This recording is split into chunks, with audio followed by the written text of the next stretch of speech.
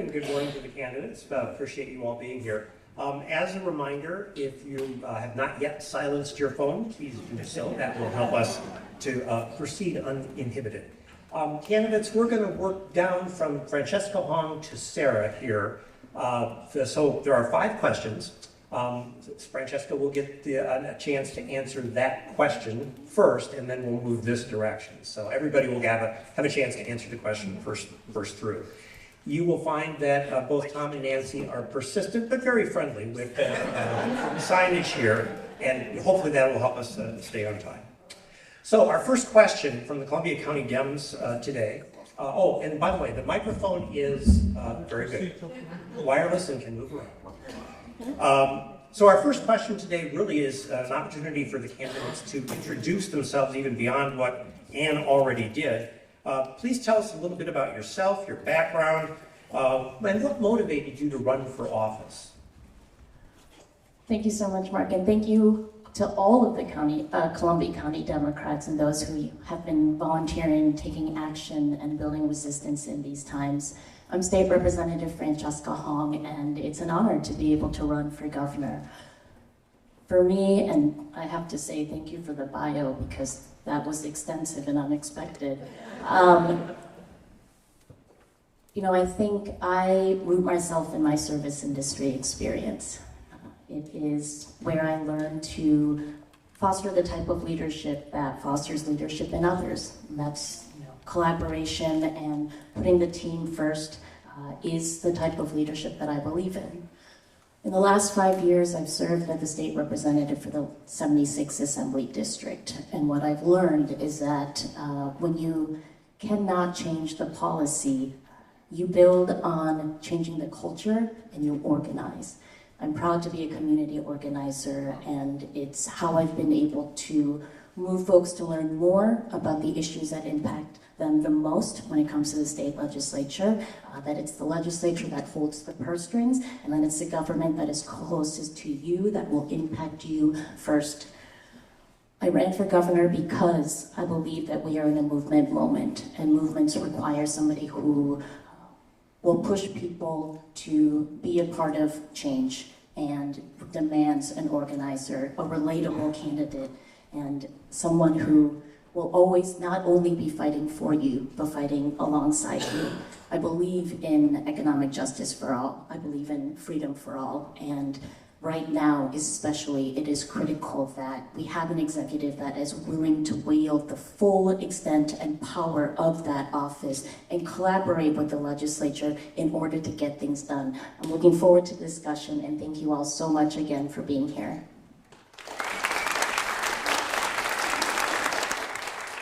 Mr. Roper. So, hi guys, nice to meet you all. I'm Zach Roper. I am a 22-year-old from Muskegon, Wisconsin.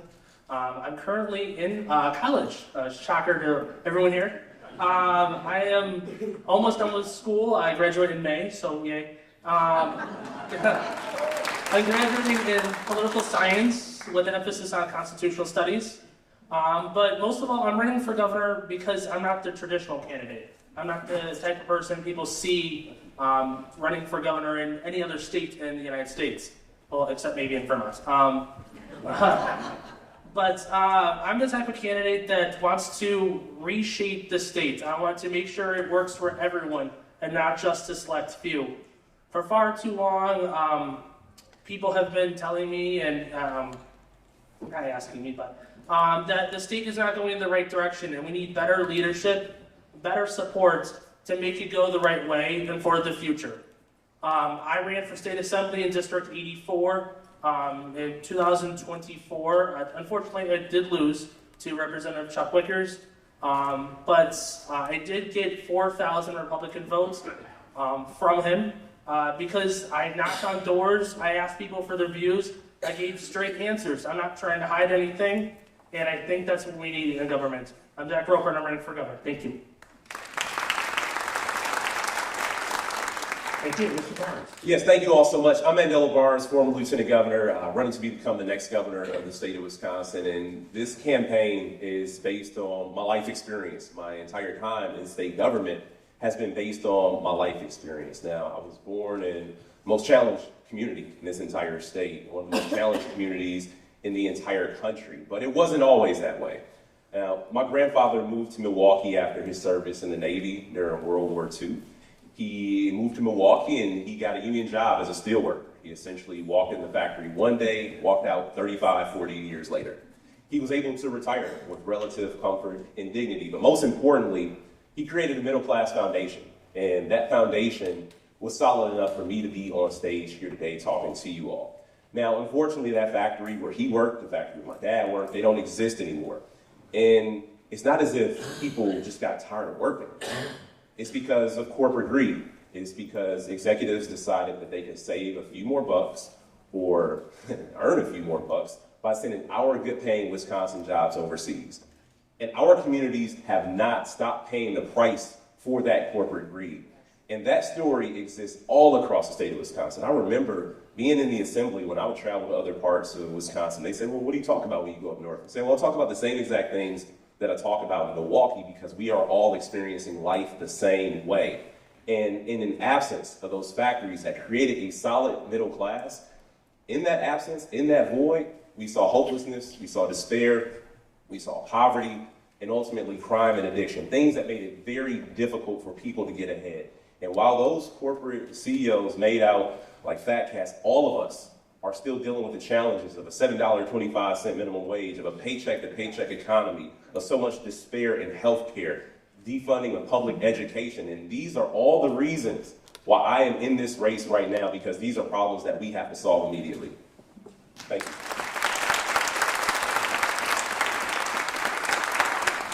Kelda Roys. Good morning, CoCo Dems. I'm delighted to be back here with you. My name is Kelda Roys, and I'm running for governor to raise wages, lower costs, and protect our freedoms. This is one of the most scary times in American history. And the most important job that our next governor is going to have is to protect Wisconsinites using every tool at her disposal from the harms that are being visited upon us from this Republican authoritarian regime. I pledge that I will do everything I can to defend our democracy, the rule of law, our constitutional rights, and our economy and family budgets from what Trump and his henchman, Tom Tiffany, are doing to us. At the same time, all of you in this room know how hard it has been to be a Democrat or an ordinary Wisconsinite for the last 16 years. We have had 16 years of a gerrymandered Republican rule, and that's about to change. So the second task and opportunity for all of us and for our next governor is to be able to usher in the transformational change that all of us need. So when I talk about raising wages, increasing the minimum wage and restoring collective bargaining rates, lowering costs, especially the cost of healthcare, I have a plan that's different than all the other candidates to open up the state employee health insurance plan, lowering the cost of childcare, higher education, and utilities, and protecting our freedoms. Our right to vote, our right to choose, our right to live as we wish to live. All of these things are at stake. I have spent my entire adult life, 25 years, not just having good values as all of us do, and thinking of good ideas, but actually enacting them into law in the toughest legislative environments. That's something that sets me apart in this race. I've been able to pass laws in every different type of legislative environment. I'm a lawyer, I'm a small business owner. I'm a mom and stepmom of 5, and I'm an experienced legislative leader. I am ready and willing and able to use power to make your lives better. Thank you so much.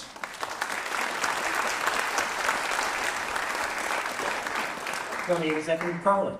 Well, good morning, CoCo Dems. My name is David Crowley. I am a husband. I know who my better three-quarters is. We'll be celebrating 10 years of marriage next Thursday. I am a girl dad times 3. And I'm the Milwaukee County executive. And what encouraged me to run for office was that, I grew up with a lot of hardship, right? Evicted 3 times before I graduated high school. For at least 15 years, moved every single year. The only stability that I had in my life was the Milwaukee Public Schools. And when I was a young person, I had a youth organization that saved my life and put me on a path of not just community organizing, but fighting on behalf of my community. And as I began to get involved in organizing, I see myself talking to a lot of elected officials, pushing them to make changes. And that's why I decided to get involved, because I wanted to give back to my community and make an even greater impact. And so as a state representative, it gave me the opportunity to build relationships. I had a few laps around the track in the state capitol, and that has led to my success as the Milwaukee County Executive. What makes me unique in this race is not only I've served in the state legislature, but I'm the only candidate in this race that has served an executive role. I know what it's like to have to balance billion-dollar budgets and figure out how to invest in critical services when as my daughter would say, when the math isn't mathing. But I also know what it's like to deal with crises. And so when it comes down to this race, I'm running to become the next governor because this is about how do we bring more people to the table. I was always told if you don't have a seat at the table, then you're on the menu. And for too long, too many of us have been on the menu. And so I'm running to become the next governor of the great state of Wisconsin because if we're going to follow our state motto and move forward, we can no longer allow our families to be left behind. And so I'm so excited to be here to join you all during this forum and looking forward to the questions that are going to be asked later on. So thank you so much. And Lieutenant Governor Rodriguez. So thank you so much for having me. I am so grateful to be here. You know, my mom was a teaching assistant for children with special needs and a proud union member. And my father served in the Navy during Vietnam and then came back to Wisconsin to fix telephones for Wisconsin Bell. We did not have a lot growing up, but service to community was non-negotiable in my family. I tried to take that into my adult life. I was a Peace Corps volunteer. I served in Samoa in the South Pacific doing HIV/AIDS and reproductive health. And it's honestly why I became a nurse. I wanted to serve my community in a different way. And that was what I thought I was going to do. I didn't think I was going to run for office. But in 2020, when we were having COVID, and we had the misinformation and disinformation that was coming out of our leadership, I was an epidemic intelligence service officer with the Centers for Disease Control. I did national and international outbreak investigations. I know how dangerous it is when we have that misinformation. And so I ran for assembly and was able to flip an assembly district with a 4-term Republican incumbent. And that is unique to the folks on this table. Thank you. And then after that, I ran for lieutenant governor, won my primary, and have been able to serve with Governor Evers these last 3.5 years. And I've been so lucky to be able to watch his leadership with a hostile legislature. But what I know is what I'm hearing from everyone, is that they're doing everything right, but still feeling squeezed. So I'm running to make lives just a little bit better in Wisconsin, whether that's accessible, affordable health care, the cost of housing, child care, making sure we fully fund our public schools, to make sure we can lower our property taxes, as well as restoring union bargaining rights to the state of Wisconsin. So thank you so much. Thank you. If you'll pass the microphone down to Mr. Roper. Mr. Roper will take this question first. By the way, it is... Oh, okay.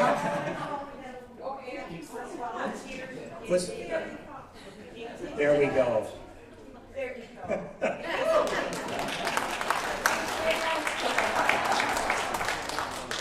We are always concerned for the happiness of our candidates. Please keep in mind, the candidates only have 2 minutes to answer questions, and while they will provide you with compelling answers, I am sure today, as you've already seen, if you can hold your applause till they're finished, that will make sure they get their full 2 minutes in order to give you their information. I'm sure they're more gracious than I am about that, but I just thought I'd mention that.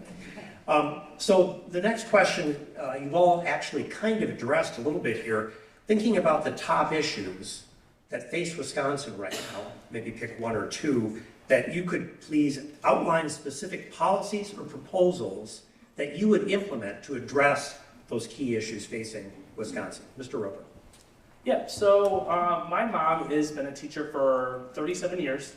So the first big thing that in Wisconsin we need is fully funded schools.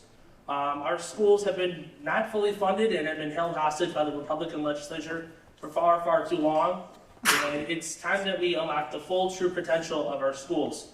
Because at the end of the day, it's the children that go to the schools that are the future of the state.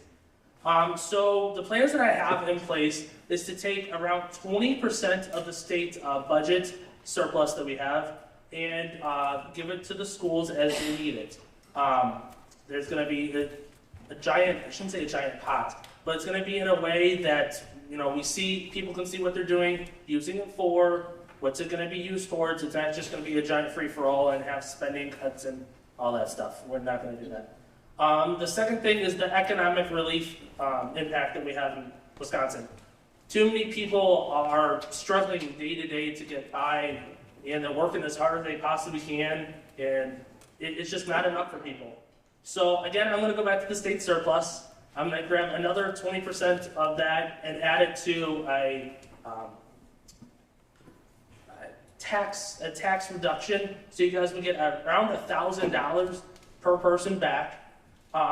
This is something that people are gonna use for just everyday household items. It's just something that I've been doing and seeing from when I've been knocking on doors and whatnot. Our economic and school impacts in Wisconsin are the top two things that I hear when I talk to the people around the state. I think it's something that we really need to look for in the next governor. So, thank you.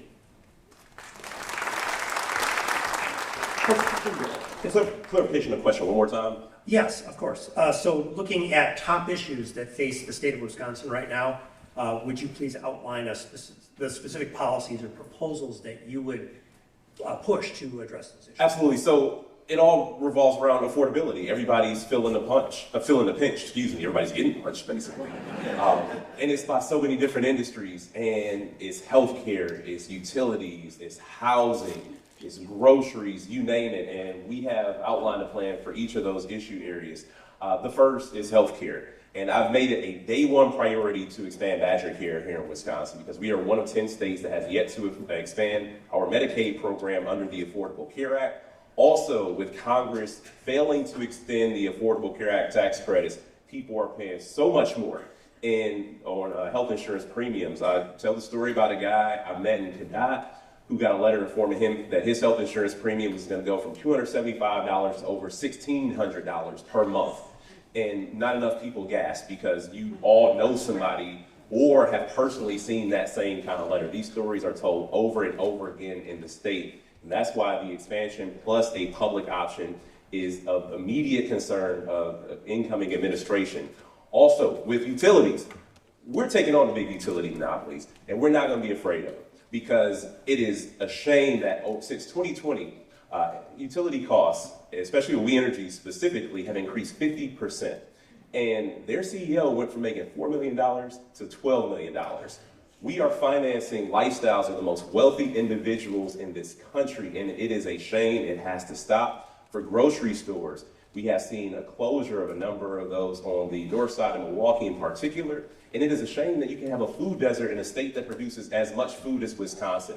So we're going to connect our family farmers with our local grocers, with our buy local, with our farm to table and our farm to school program, so we can have fresh meals in our schools as well. And then on the topic of housing, we are going to end this era of monopolization that allows private equity to come in and buy up homes en masse.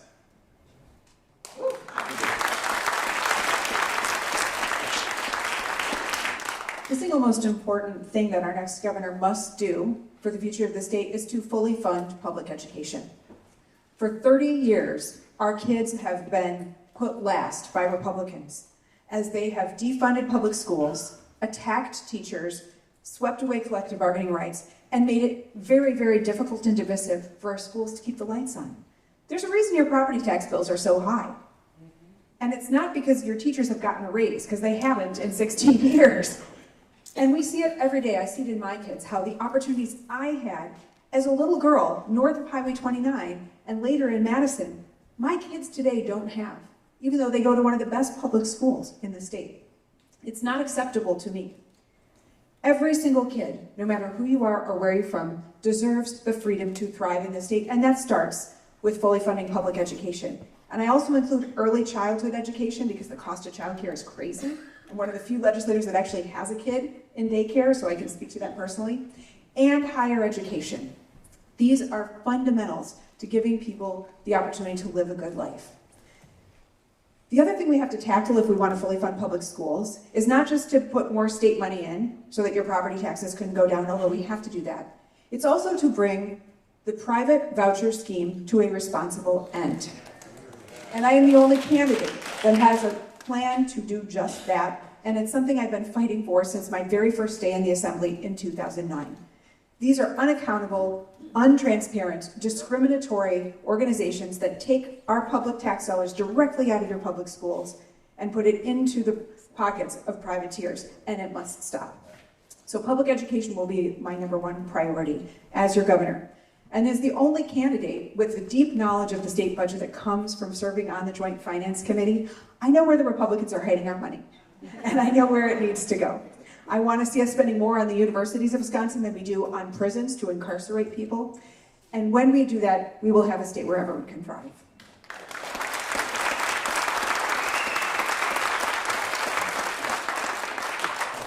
So just yesterday, we introduced our new plan, which is called the Badger Basics. And it is around 3 particular pillars. #1, affordability. #2, care. And #3, opportunity. And so when it comes down to affordability, as you know, housing is really important to me. And in Milwaukee County, we've had the ability to build affordable housing all across Milwaukee County. What's unique is that we're building them all in suburban communities. First time that this has ever happened, because we need housing everywhere, not just in our urban centers. And so bringing our ability to bring affordable as well as attainable housing, because it's not just about renting, it's also giving people the ability to buy and start building their own opportunities for themselves and their families. But it's also making sure to take on our utility rates as well. I don't know about you, but when I seen my bill this past January and compared it to last year, it was more than $100. And we see many of the utility companies coming back to the PSC to continue to see another rate increase, which we have seen every single year for the past 6 years. So we need to make sure that we rein them in, and my goal is to make sure that we can create an accountability commission to work with our PSC to make sure that we're holding them accountable. Next comes to care. You know, I believe in this model of no wrong door, which means that no matter how you enter the system, that you get access to everything that you need, because if you have to make multiple phone calls, you begin to fall through the cracks. But that means that we also have to tackle healthcare. I believe that we should make Badger Care a public option, giving people the ability to access care and be able to work within our communities. 30 seconds. All right, opportunity. This comes down to our education system. I believe that we should be fully funding our public schools to the tunes of 2/3, going back to our promise, which will naturally ease the pressure that we're seeing with our property taxes. But it's also about child care as well, capping child care costs at 7% of everybody's household income, because it's not just a moral family issue, it's also an economic one as well.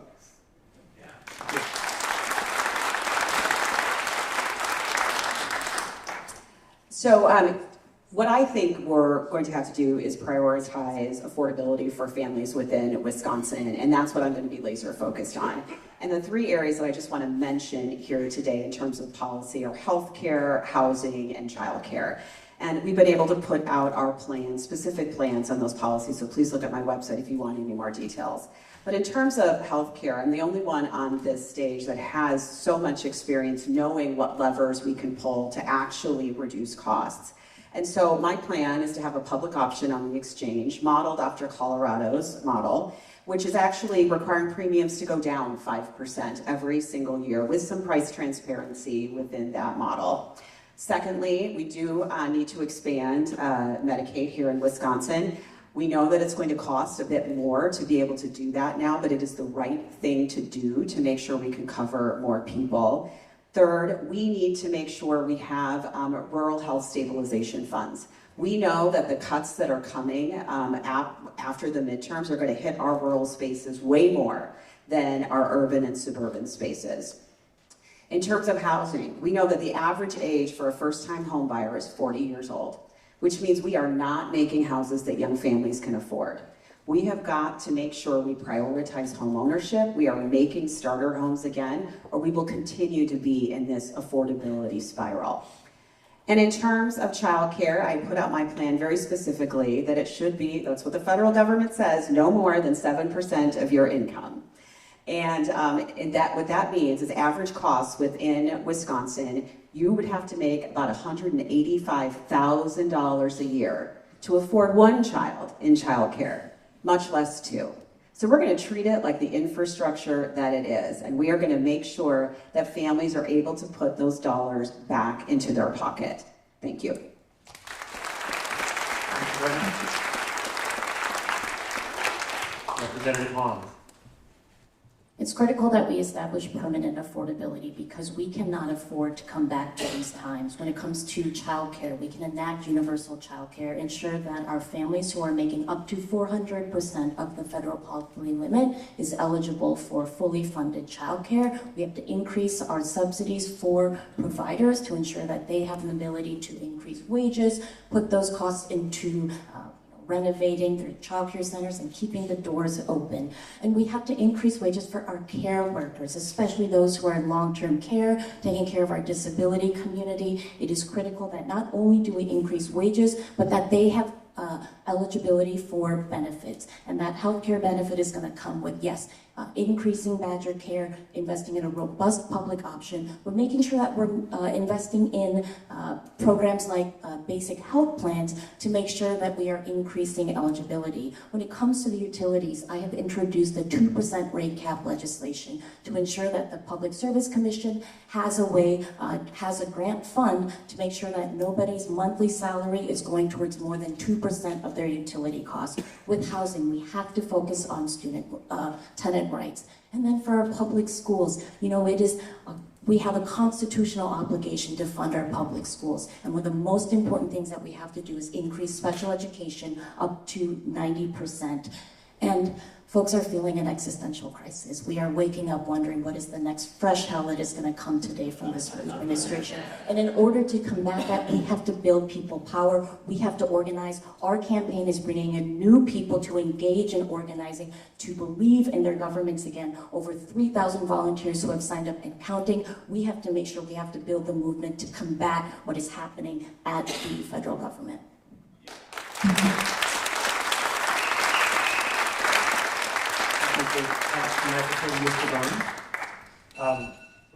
There we go. I am very impressed with the coverage that these six folks have been able to do in 2 arguments on an array of economic issues.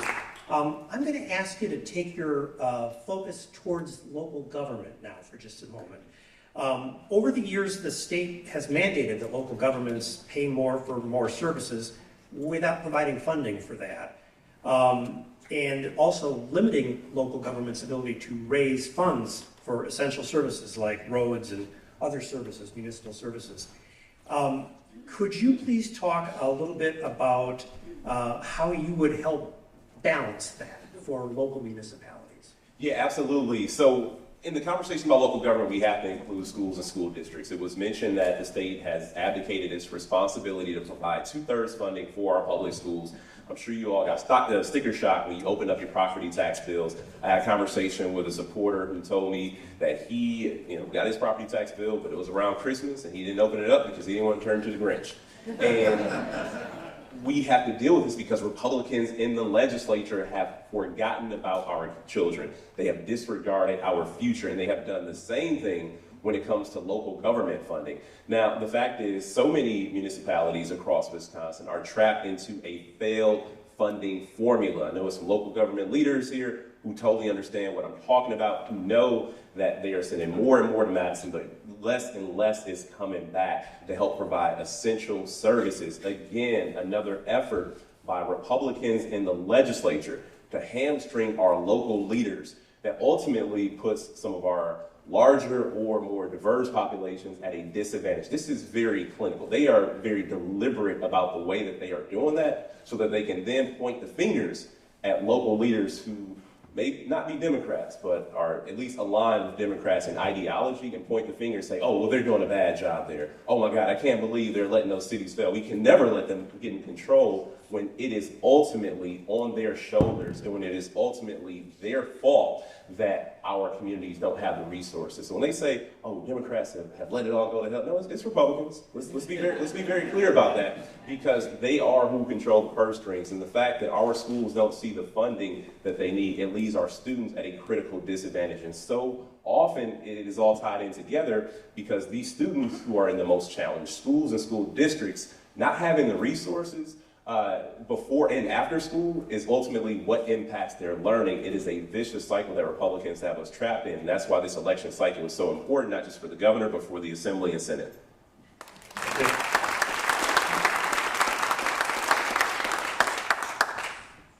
My Republican colleagues in the Capitol seem to want to have all the control over local governments, over our public schools, over the University of Wisconsin, but they don't want to do the one thing that's actually their job, which is to fund those institutions so that they can function.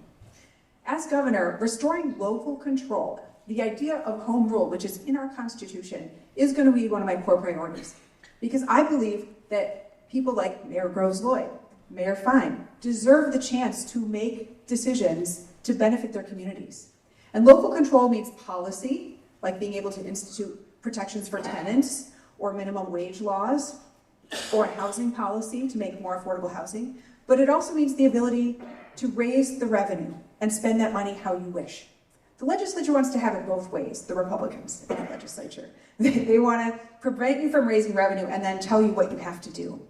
That is unjust, and it is creating this economically unsustainable and very divisive cycle of referendums again and again, where we are being asked to raise our own property taxes to keep the library open or to keep the lights on at the school. It is wrong, it is divisive, and it doesn't need to happen.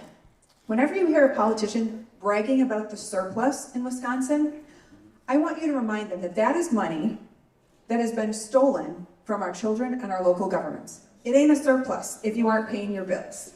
Right. So it is very important that we maintain what is now projected to be a surplus so that it is available for Democrats to spend when we finally have power. There is nothing that is more important in our state than making sure every community has the resources needed to thrive and that every family can do it. The state needs to do its part, which is paying its fair share, and then let communities make their own decisions, whether it's about data centers or protecting the environment or anything else. Thanks.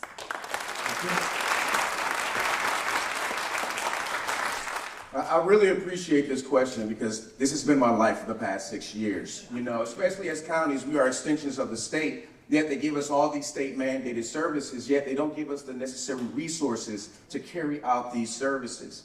And so as the county executive, I will tell you, when I was first elected in May of, and sworn in May of 2020, this was the biggest issue we had to focus on. And so we started a statewide tour, actually going around the state, asking people to join us in making sure that we can get a change at the state level. We were able to partner up with over 170 different stakeholders across the entire state. And we got Republicans and Democrats to pass Act 12. And what Act 12 did was allow us to grow the pot of shared revenue so every city, every county, every village, every community received an upper, which also gave us the ability to save the pension for Milwaukee County workers moving forward. But I'll be the first to tell you, it didn't solve all of our problems. We are still struggling today, and it's really about getting rid of these Walker-era policies that have created these structural deficits for local communities all across the state of Wisconsin. And so I think that right now, we can't continue to operate in status quo. The shared revenue formula that we have it has been in operation for more than 100 years. So much has happened in the past 100 years. And so what I'm proposing is, one, we need to put in place a blue ribbon commission.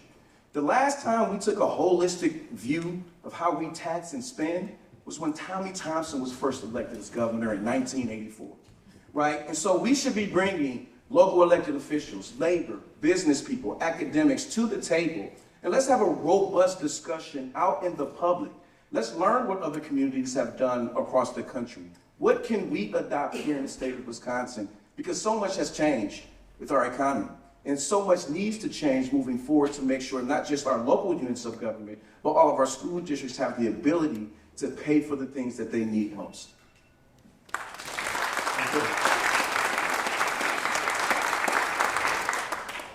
So our property taxes in the state of Wisconsin, we are top 10 in the country for property taxes. And I know you've seen that when you're opening up your bills. And the reason why is because the Republican-led legislature has made these decisions that makes communities do additional referendums for their schools and raise property taxes to be able to pay for basic things, EMS, water, sewer, these types of things.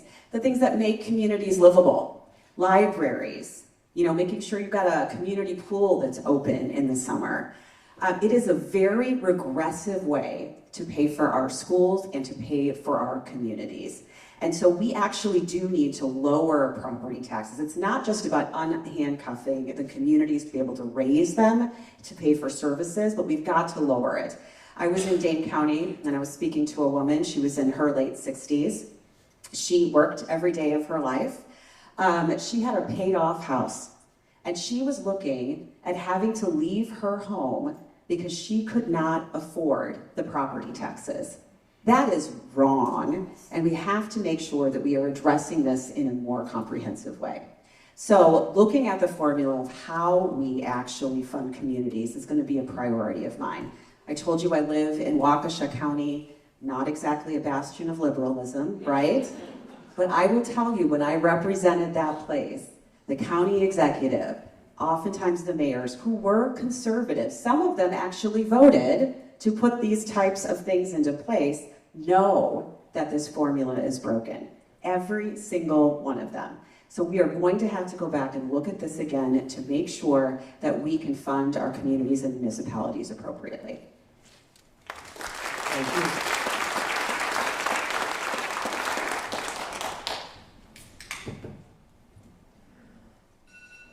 Oh. I haven't started. We have to build in new revenue in order to change the inequitable, inadequate shared revenue formula that funds our local communities. And in order to do that, we need a fair tax system. Tax the billionaires, build in another $1 million tax bracket, ensure that we are abolishing corporate subsidies like the manufacturer and agricultural tax credit that is taking away taxes and funding from our small businesses as well. One of the most important things that the governor does is sign the budget. And the state budget should be a moral document. And I refuse to sign a budget that does not increase funding for our schools. It is critical that we move towards eliminating and changing the school funding formula to divorce it from property taxes. We can put that revenue from taxing the billionaires into funding our schools, especially that 90% special education reimbursement that I talked about. Our schools, when our schools are strong, our communities are strong. Public education is personal to me. We also have to make sure that we are increasing wages for our educators, our janitors, our school nutrition workers. If we've abolished that manufacturers and agricultural tax credit, it is more than 3 times what we need in order to have universal school meals for all students in K-12 public schools across here in Wisconsin. Another way to build in new revenue for our state would be to legalize cannabis. Turns out that's just under $200 million a year that we can put into funding actual programs and investments that we need in our state so that every single person can live a life of dignity and have a good quality of life, and that we can invest in our shared future. Also cut the corporate tax in the budget as well. We can have an efficient budget, we can tax the billionaires to build more revenue, and we can actually have a state that belongs to all of us. Thank you.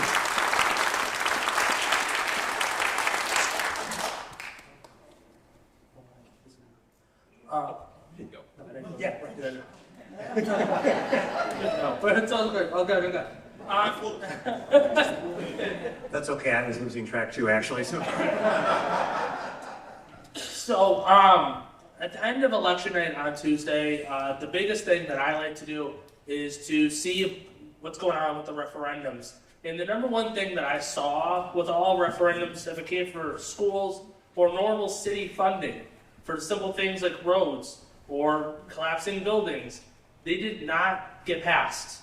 And the number one thing that I heard from people when I emailed the county executives, when I emailed the board, when I talked to the people in those cities, was that it's going to put too much taxes on them to get this stuff built or funded or whatnot. that is unacceptable. We need fully funded schools. We need to put money into our roads, our businesses, our towns.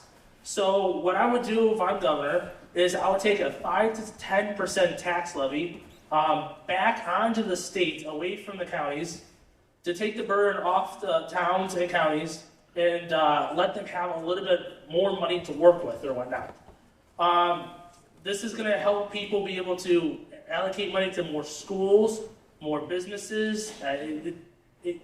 Kenosha, where I go to school, has tried doing this already, and it kind of works. The fire and EMS that I've talked to has gotten around $3 million more, and they've been able to make upgrades that they needed to make upgrades to. That's going to help them move forward.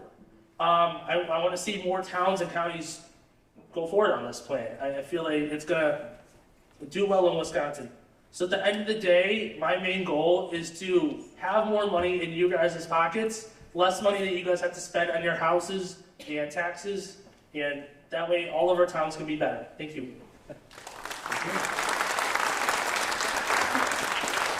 Right, we're realigned now. It's starting with Senator Roys. So this next question takes a little broader look. Many people feel that both the state and federal governments are really no longer working effectively for them. We've talked a little bit about this as the conversation has gone on. If elected, are there some specific steps you would take to fix this dysfunction at the state level? And then if you've got comments about the national level, we'd invite those too. Oh, I've got comments. Some of them are not printable, and my mom is in the audience. People feel disconnected from government because government doesn't deliver for them. We have the best democracy money can buy. And we see it, of course, at the federal level. We see it with Elon Musk coming in and trying to buy our elections. And by the way, I called for him to be arrested for violating our election bribery laws. Any district attorney could still do it. And we see it even in this primary where money is so dominant as to who is viable and who is not. We don't have a meritocracy. It's not the best ideas or the most experience. It's who has the money. And that is why people feel disconnected from politics. But there's another reason that I think is brought into stark relief. Part of the fury and anger that so many of us, I think, are feeling about what we're seeing from this authoritarian regime is not just the horrible thing that Trump is doing. It is also seeing the inadequacy of the response from our elected national Democrats who are failing to meet this moment. We need candidates who are honest and will speak with moral clarity about the need to abolish ICE to keep us safe and free. We need candidates who will tell the truth, hard truths, like the fact that I fought for Medicaid expansion for 16 years. It would have been a great idea. We should have done it. The last time we expanded Medicaid, I helped lead that fight in the Assembly. But it is not feasible anymore because of the changes that were made in the federal budget. I'm not willing to lie to voters about what's possible to get votes. That's why I've developed a different healthcare plan that is achievable through the state of Wisconsin by opening up the state health insurance plan that I enjoy as a senator to let anybody buy in. We have to be honest with people. We have to lead with moral clarity. We have to listen to people with whom we disagree and go into places where our ideas might be unpopular. And at the end of the day, that is how we rebuild our democracy. Person by person, vote by vote, win by win. Thank you. So I share the frustrations that our community has. I'm not just frustrated with Republicans and who's occupying the White House because they're destroying trust in government. They're destroying the very institutions that help to build up our communities all across our country. And it's important that we fight back. But I'm also frustrated with Democrats as well. We have been fighting back, but I don't think we've been clear as far as what we've been fighting for. What our agenda is. What is the vision that we're putting on the table? And so when it comes down to this election, it's about how do we really speak to the values of Wisconsinites? How do we focus on when the tide rises, all the boats rise? I don't think it's our job necessarily to get people to become Democrats, especially those who are frustrated with the Republican Party. We just need them to vote for them, right? We need them to vote for the Democrats. And when it comes down to my experience, I spent a lot of time as a legislative staffer as well as an elected official in the state capitol. And as a county executive, I have been one of the most successful Democrats in the state because we have gotten everything that we have needed, not just for my community, but for all communities across this state by working across the aisle. We have been able to dominate and get things done in a Republican-controlled legislature. So I'll just tell you, just imagine what we'll do when we get a Democratic majority. We have to really focus on what our vision and our agenda is, because the reason why they're frustrated with us as well is that we've been telling them everything that we're going to do, but we have not delivered the results. And that's what we need right here in the state of Wisconsin, someone who has a proven track record on delivering. And I can bring that to the table. We have done that within Milwaukee County. We should be doing that across the state, because no one should be left behind because of where they live in Wisconsin.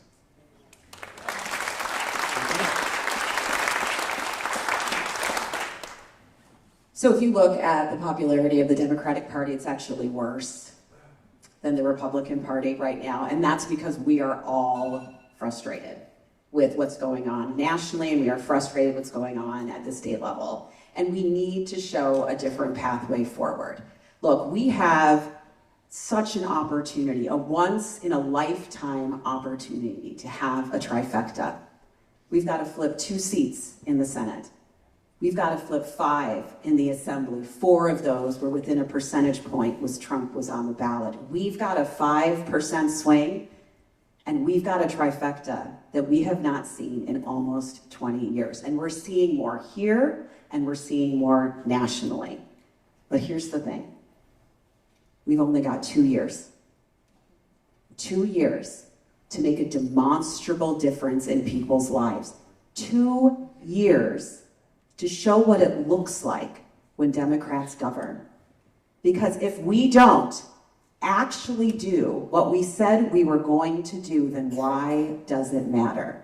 They will flip that assembly right back to Republicans, because we are the most fickle, swingiest of swing states in the entire country. Goodness, we've got Tammy Baldwin and Ron Johnson. I can never explain this to my friends outside of Wisconsin. So that's why you're going to need somebody who's ready day one to be able to do this. My experience as an executive within private industry and my work as lieutenant governor makes me someone who can manage something as large as the state government. But I've also maintained my relationships within the Senate and the Assembly, and I hold the most endorsements of sitting legislators today, and that's built on trust, to be able to get an agenda across the finish line. I've also been able to get endorsements in all 72 counties, because that's how we're going to win in November. Thank you.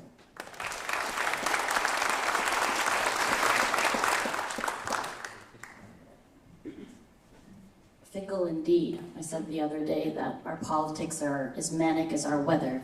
How are we going to get that trifecta to make sure that we are able to implement the policies that actually reflect our values and write our values into laws? We have to organize all across the state. We have to bring in new people who have not organized before, people who have not engaged in political campaigns before, and that is exactly what our campaign is doing. We have donations from every county across the state. We have donations from every state across the country. And what this means is we're building out that organizing apparatus to ensure that we have more people, new neighbors, talking to their neighbors about why it is so important to vote for Democrats. And once we achieve that trifecta, we are going to have more people, again, who are going to help us maintain it, because they will be on the ground campaigning around issues that we care about. We talked about childcare. We talked about housing. We talked about protecting our democracy, which we all have to do.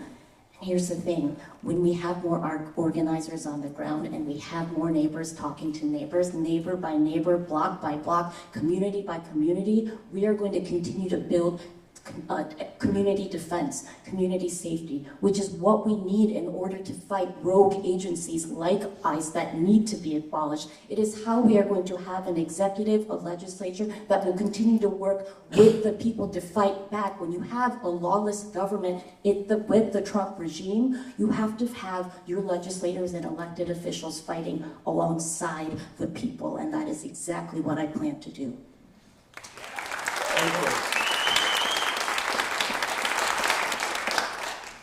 pretty hard to go after that. So. Thank you. So back at Carthage, I'm going to use this a lot, pretty much everything I say, so bear with me. I am in the Carthage Democrats Club. I'm the current vice president. I was the president, but stepped down to run for governor. Not many people do that, so yeah. But a lot of people in my club, we have over 60 people in our club. We're consistently growing each year. But when we talk to the Democrats in our club, they are not happy with the Democrats on the federal or the state level. They don't think that they're doing enough for the state of Wisconsin, and they don't think they're doing enough for the United States. And that's a big, big red flag when I hear it, because those are the people that are going to the polls the most. Those are the people that are getting out the names that need to be updates on the ballots. I mean, they're our biggest organizers in the spring election. Yeah. We need to do. We need to do more as a younger generation. And with me as governor, I would make sure that I am going to capitalize on that younger generation. I want to make sure that we get the right out to vote. We're going to make sure that we get all the right information to the communities that need all the right information. I don't think everyone has the right information, and I think that Republicans are capitalizing on that most of the time. They're thinking, oh, you know, they don't know this, they don't know that, so we'll make up something and we'll block them off. That seems to be the consensus for most of the people I talk to. But if I'm governor, we're going to talk to more people. We're going to get more people out to vote, and we're going to win the state trifecta come November. Thank you. Thank you. So the biggest problem we have right now is money in politics. It is making everything so confusing, and it is also shifting the levers of power out of balance so that working people do not have the voice that we deserve. Every day people feel left out of politics because it's so dominated by the most wealthy in our society and by large corporations. When I talk about corporate greed, it wasn't just about profits. It is also about controlling our politics.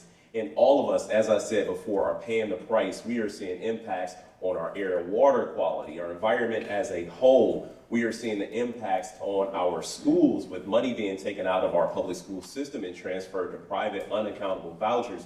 We are also seeing this play out when it comes to economic opportunity, which is the toughest part. I mentioned the jobs that got sent overseas. I also mentioned the income inequality that we are experiencing, and that happens because the wealthy have been able to buy off our politics. Now, I'm proud to bring my experience to this race.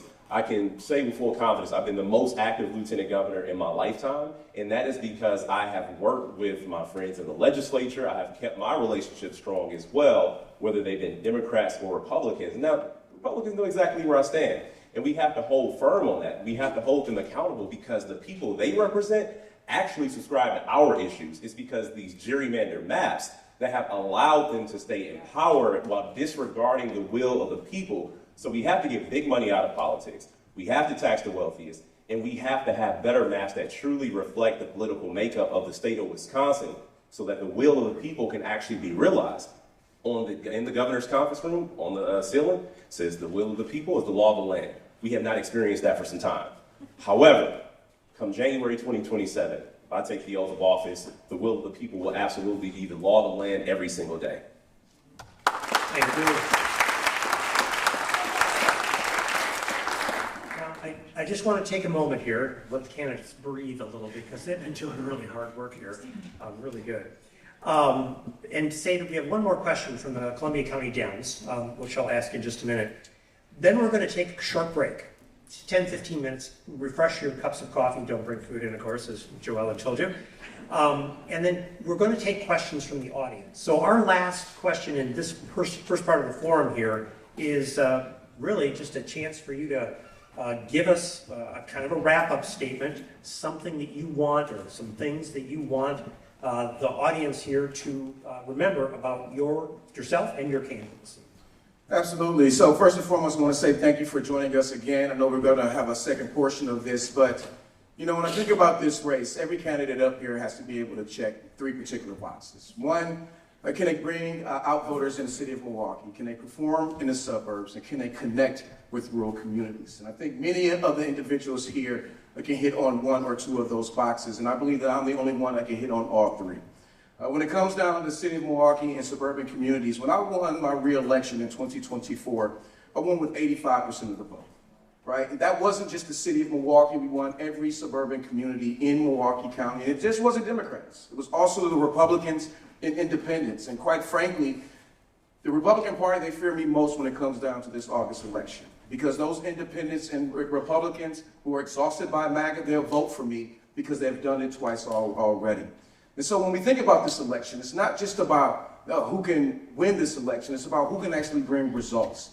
And I've been able to do that for the past 6 years as county executive, and also done that as a state representative. And right now, we know that we're not the most healthiest community, we're not the most healthiest country, or the healthiest world. There's a lot of hate out there. My job is to make sure that we can focus on love, bringing more people to the table, because at the end of the day, we need all the boats to rise. And so I'm really excited about this opportunity and look forward to working with you on your questions in the second half of this debate. Thank you. Again, thank you so much for having me here. This is wonderful to be able to have this discussion. And what I want to leave you with is that there are unique things to each one of us on this table, and you're going to have to make a decision come August. You know, I'm a nurse by background. It's a well-trusted profession. I've done everything from nights in the ER all the way to being an executive within a large healthcare system. And having both private industry executive experience as well as holding elected office is something that I think our purple state may be much more responsive to. I also live in Waukesha County and was able to flip an assembly district from red to blue. I'm the only one on this in this field that can actually say they've won a difficult race against a Republican. Not only that, I do speak Spanish, which is a growing constituency in the state, and there are about 160,000 Latinos in the state of Wisconsin who are eligible to vote but not registered. Huge opportunity in November when we win by 40,000 votes. So, when you're thinking about who you want to make sure is going to get across the finish line, do they have a plan in place for all 72 counties? I told you I've got endorsements all across the state. I live in Waukesha County, which is a place where we can build even more support. We saw that in this last election. I now have a Democratic mayor for my city. And so you have to make sure we can actually also win in November and be able to get something done day one to make that demonstrable difference in people's lives. I have the plan of how we're going to win this November. I have the plan of how we're going to make sure that that first budget really does get across the finish line. And that's built on trust with the Assembly and the Senate, and that's verified by the number of endorsements that I've had. Thank you. Thank you.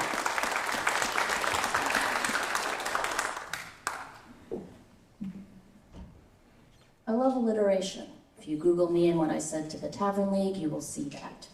This year, this moment right now is about the many and not just the money. This is about building a multiracial, multi-geographic, multi-generational movement to ensure that we can protect our democracy here in our state and across the country. You know, I've heard from a young person out in Eau Claire who messaged me about how concerned he was about his music program at his school getting cut. I talked to a gentleman out in Sheboygan who had just graduated high school and didn't know if he was going to have a good paying job, if he could ever have a family, if he could ever own a home. And I think one of the most profound things that I've talked to with a young person, Jake at Stevens Point, he said to me, you know, I grew up in a family and my dad always said, there is no can't. There is no can't here in our home and in your community and when you go out into the world. Wisconsinites work hard. Wisconsinites care about their neighbors. Wisconsinites are proud to be Wisconsinite. You each deserve better. You each deserve to make sure that we have a governor who is able to show up as a proud service industry worker right now, as a single mom, as a renter, as a daughter of immigrants, who is so proud to have called Wisconsin home my entire life. You each deserve better, and as we are going to make better possible. Thank you. So the key thing that I want you guys to take away from me is that, that I'm not the youngest candidate up here. I'm not the person that's going to be, a normal face in this race. I am a different type of candidate in this race. I am the person that is the youngest. I am here to work on for the younger generation. I'm here to make sure that Wisconsin gets back on track, not just for you all, but for the people into the future. That's the main thing of this campaign, or my campaign, that I want to work on. We need a governor who's going to make sure that the future is bright. We keep jobs here. We don't let people go. We need to fund our schools, first and foremost. And at the end of the day, I know I'm not the most idealistic person you guys are going to vote for, most likely, but I'm here to fight for a better Wisconsin. So, thank you.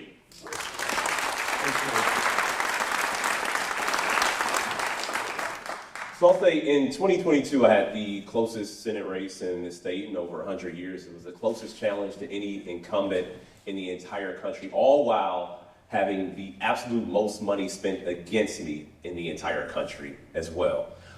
You also, just a flurry of commercials, it was nonstop. They called me everything but a child of God. And I look at what we were able to achieve in that race. And I look at the 1.3 million voter starting block that I have in this campaign. Now, when it comes to building the coalition, we did it all across Wisconsin, rural, suburban, urban, and otherwise. We had the highest youth voter turnout in the entire country. It's because we spoke to the future. We spoke to the absolute needs of the state of Wisconsin. We also spoke to the promise of Wisconsin, of what we can be, not just going back to the time where my granddad was able to show up at A.O. Smith with a high school education, but making sure that we amplify and multiply those sorts of opportunities, go to a place that we have never been before. So I look at the starting point as an opportunity for us to continue to build those coalitions, because after that race, I wrote an op-ed called "I Still Believe That Better Is Possible."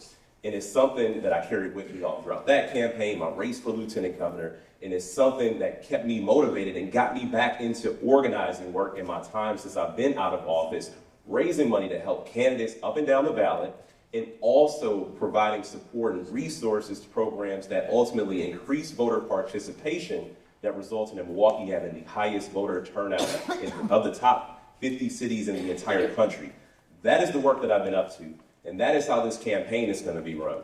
Learning the lessons from the past, whether it was 22 when we fell 1 point short, or the race in 2018 when we sent Scott Walker packing. Now, that was a point of pride for all of us, and that's what I'm looking forward to this November. Thank you.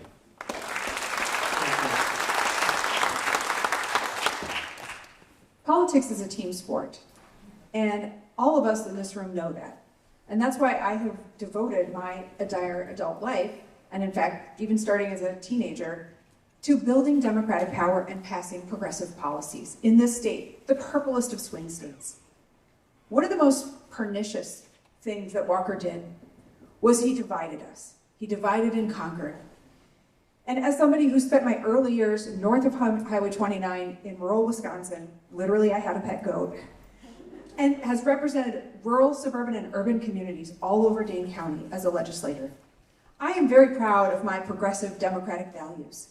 But I'm even more proud that I have over 2 decades of experience of actually delivering progressive wins, getting laws passed in the toughest legislative environment. Every single one of us is a good person. We all have good values. We all have good bullet points on our websites. I have bills that are ready to be enacted into law in day one.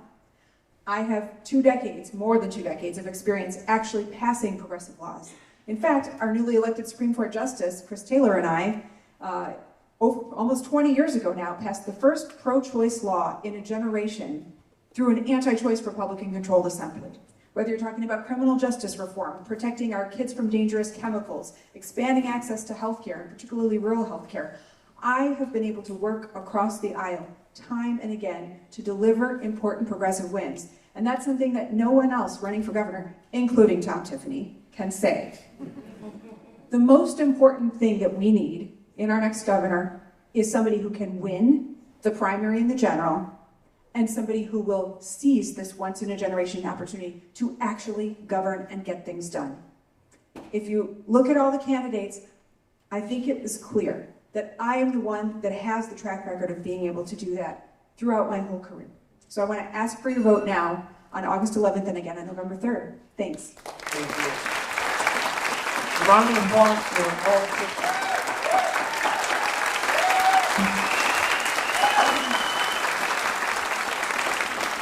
We will be giving each candidate 1 minute to respond to these questions, and I think at the end, Margot is going to kind of throw out some topics of interest. If we don't get to them, I'm going to be quiet so we can utilize the time that we have.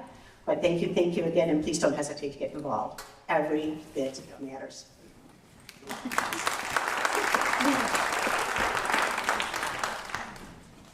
All right, I tried to organize these by category, and I'll do some sample questions that fit the category. Some of these have literally over a dozen questions on the same rough topic.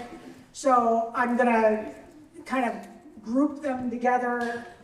So I do want to acknowledge we have Senator Sara Kieski, Representative DeSantis, and Representative Crowley in the audience as well. You should all make a point of reaching out to me. We also have a lot of local electeds, and I'm not going to name them all, but thank you all for being here. And we're going to go to the first question. And I tried to pick questions in order of either they're really not touched on yet, or they're really hot topics in number of questions asked.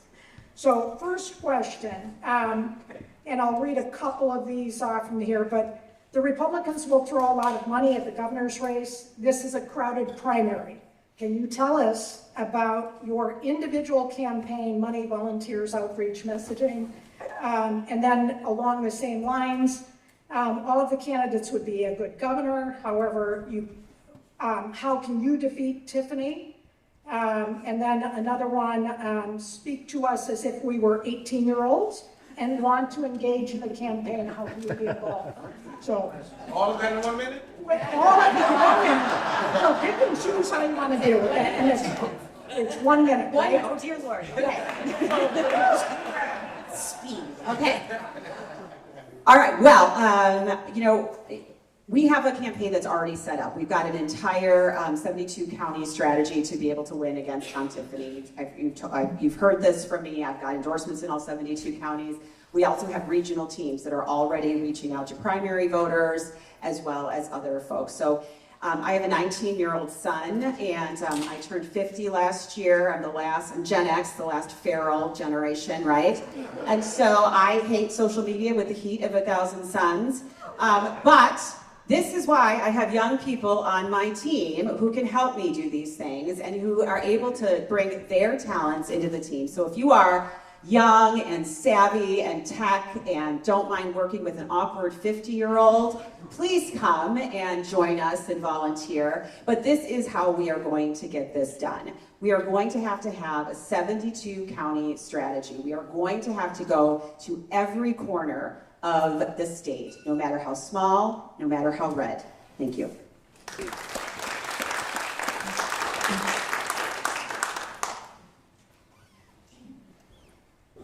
I'm going to throw some numbers at you first here. Over 13,000 individual donations, over 7,000 unique donors. I mentioned before we have donations from every county in the state, from every country in every state in this country. But folks are ready to make history. They are ready to elect their first Asian governor, their first woman governor, the first governor that would be a democratic socialist. And so there is engagement around the country who are willing to support with their money, support with their time. Our organizing apparatus has been being built. Canvases have already launched in multiple cities, multiple times. We are so excited that from Superior down to Beloit and Dodgeville, we have folks already not just knocking on doors, but writing letters to folks saying thank you for being engaged, thank you for wanting to join this movement. Our digital strategy, we have invested early, and we are seeing some of the results of folks who have not engaged in campaigns before,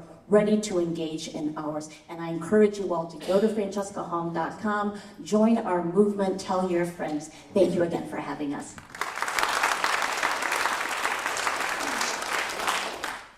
So my strategy to beat Tom Tiffany is pretty simple. Use his own game against him. He makes too many rhetorical comments that can easily be thrown back at him by the Republican Party or the Democratic Party or the people in the middle that don't know how they're going to vote yet. It can all be used against him. Just beat him at his own game. It's pretty simple. He tweets so much. I see him tweeting and adding all of us on stage right now. We can use it all against him in the general election, and that's quite frankly how we're going to beat Tom Tiffany in the general.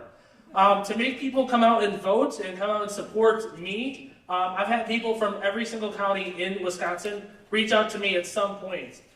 Even it's on Facebook, Instagram, Twitter, TikTok. No TikTok yet. And they're surprised that I'm running. They're happy that I'm running. They're happy that the next generation is taking the lead. And they're just excited to get started. And so I'm with them. So thank you. So Tom Tiffany, as you mentioned, is his own worst enemy. He's doing a lot of damage to himself, and he shows how out of touch he is every single day when he says things like the tariffs have been a good thing. Well, we've talked to enough small business owners, we've talked to enough family farmers to know otherwise.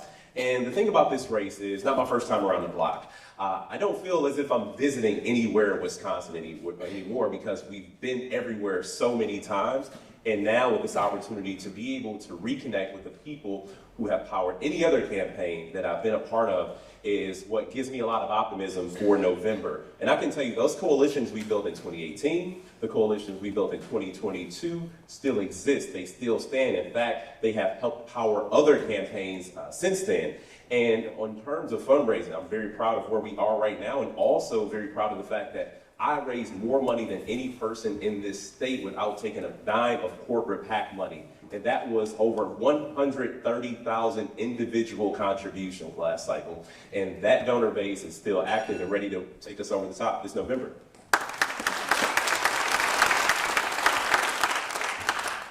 Team Kelda is a powerful grassroots organization with hundreds of volunteers in every single part of the state who want to see a progressive who can win and govern.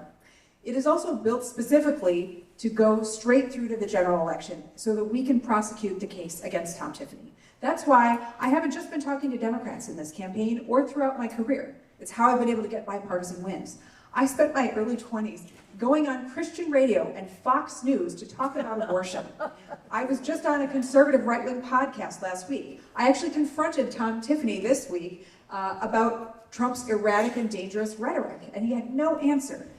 If you want to know how I'm going to win this state, look at Chris Taylor and the profile that she brings as an incredible candidate who just delivered a 20-point win that we've never seen before in Wisconsin. Lawyer, mom, experienced legislative leader, fighter, a leader in reproductive rights. That's the profile that we need to win. That's the profile that Chris and I share.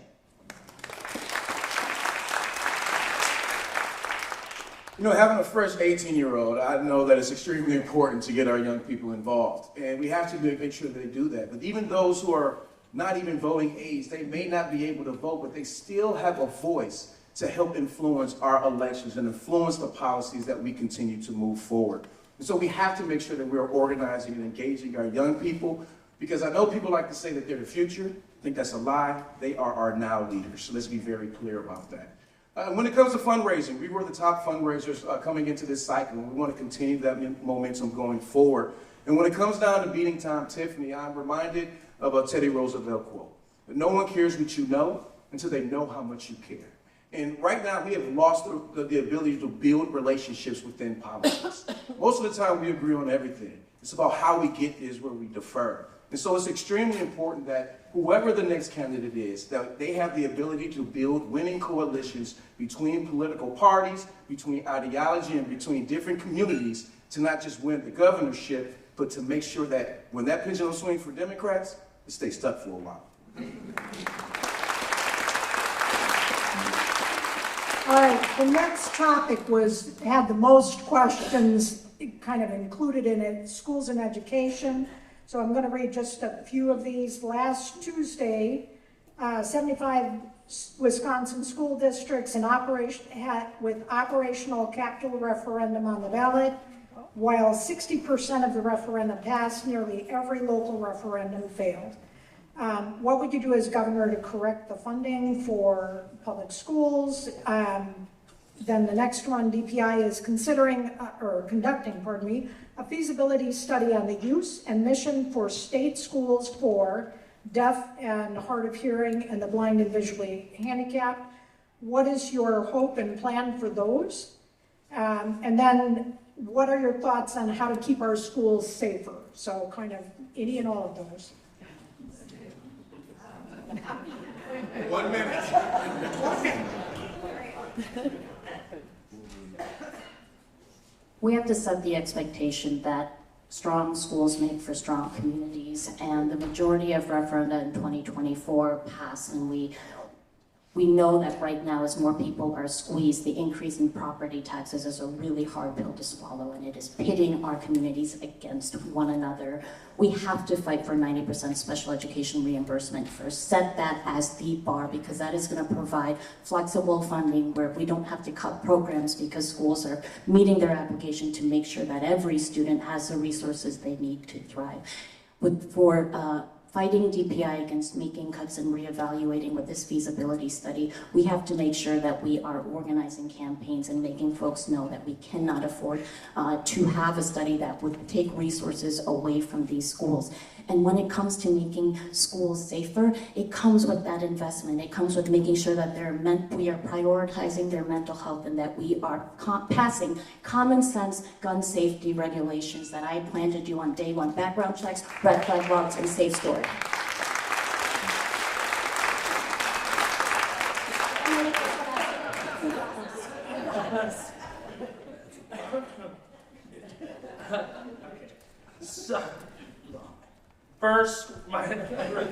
For schools, when I think about them, it's pretty simple as this. They all need to be fully funded. We need further our education and to help our teachers, to help our students out. With our education system now, nothing's getting really done in that education system, to be honest. Teachers are just doing the bare minimum they can to pass by. That's what my mom says. She's been a teacher for like 27 years, so that's the most important thing. When it comes to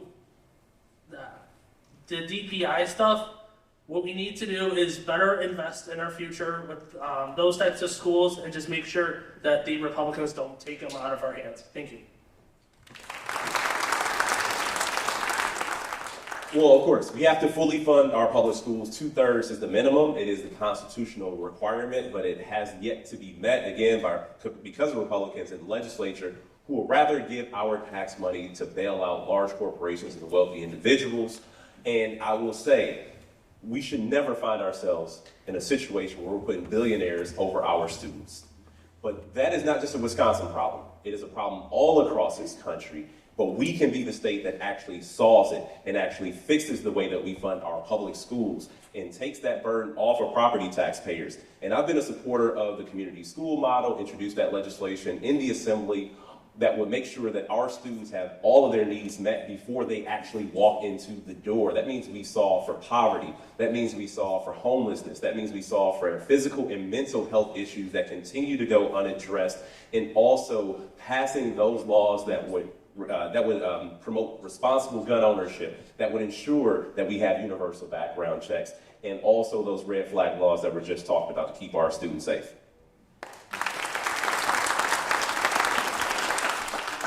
The state needs to fully fund public education, as I already discussed, and bring the voucher scheme to a responsible end.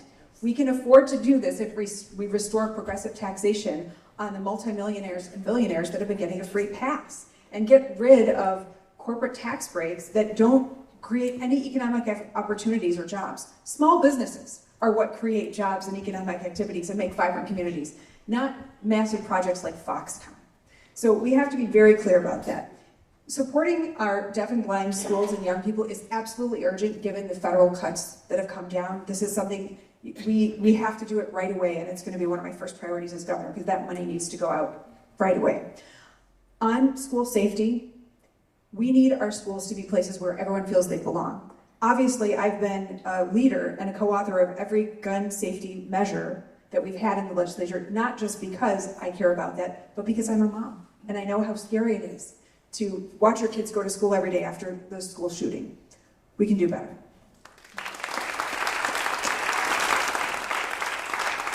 I think safety is the number one priority we always want to have for our children, right? As a father, all three of my daughters go to Milwaukee Public Schools. And so it's not just about making sure that we have universal background checks and red flag laws, but making sure we're holding parents accountable when it comes down to safely storing their guns as well.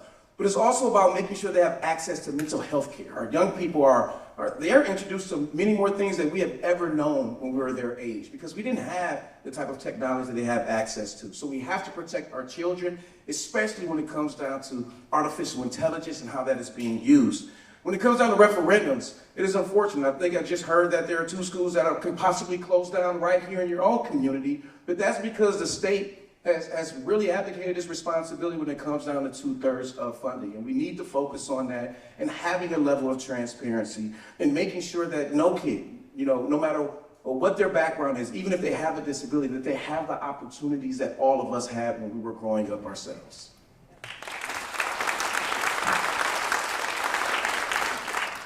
So I've mentioned this before, that we need to fully fund our public schools. That's going to reduce property taxes across the state. It's going to give a little relief for Wisconsin taxpayers. But it's not just about funding. We also have to look at innovative models to be able to serve our children better. Right now, we have one of the lowest literacy rates for Black and brown children in the country. This is not just going to be solved with money. We have to be able to do innovative models to improve our literacy rates. When we talk about public safety, an actual predictor of incarceration is 3rd grade literacy rates.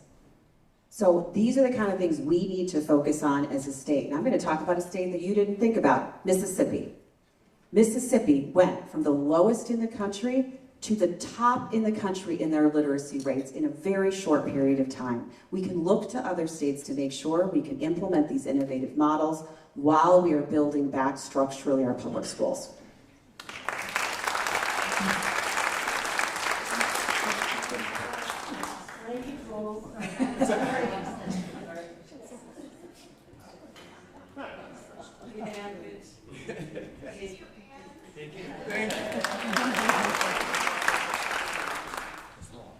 All right, the next group of questions focuses on the environment. So including things like battery from production to disposal.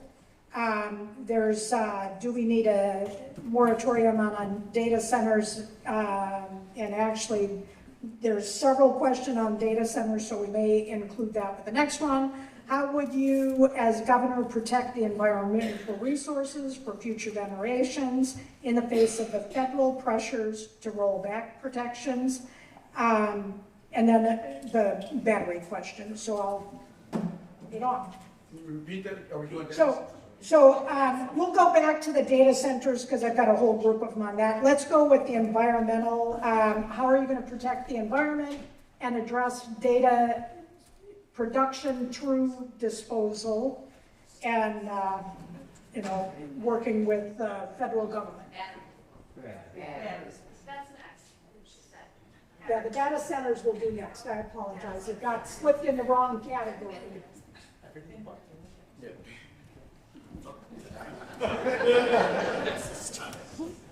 Okay, I'm still trying to think of what I want to say. So just to recap, environmental issues including battery production from start to finish and our groundwater, protecting groundwater and surface water, I know is in there too. So Thank you. I do appreciate it. 1 minute. You gotta set the stage. When it comes to the environment, I really would like to see more of the environment being saved and protected. I think that, can I use the data centers? No. I'm going to use the data centers as an example. Sorry if that breaks the rules, but whatever. The data centers right now have been tearing down a lot of the environment. In Kenosha, they bought out a farmer that had a ton of land. He owned 6 different farms in the area. They bought him out and tore down everything that was there to make the data centers. They just take up too much land, pollute our lakes, pollute our forests, pollute our air. It's just not a safe thing to do. And I'm going to fight tooth and nail to make sure that the data centers, when they come in, or if they come in, cross the fingers they don't, we do everything we can to preserve our forests, our water, and our air. Thank you. So I'll couple the battery, I'll just say recycling with any other sort of electronics recycling. It's way too difficult to recycle electronics anywhere in the state. And what we need to do is potentially look at incentive structures for either metal recyclers or either any other type of recycling industries that exist in our country, or excuse me, in our state, along with waste management. Now, when it comes to the environment, folks may know that I led our climate change task force as Lieutenant Governor.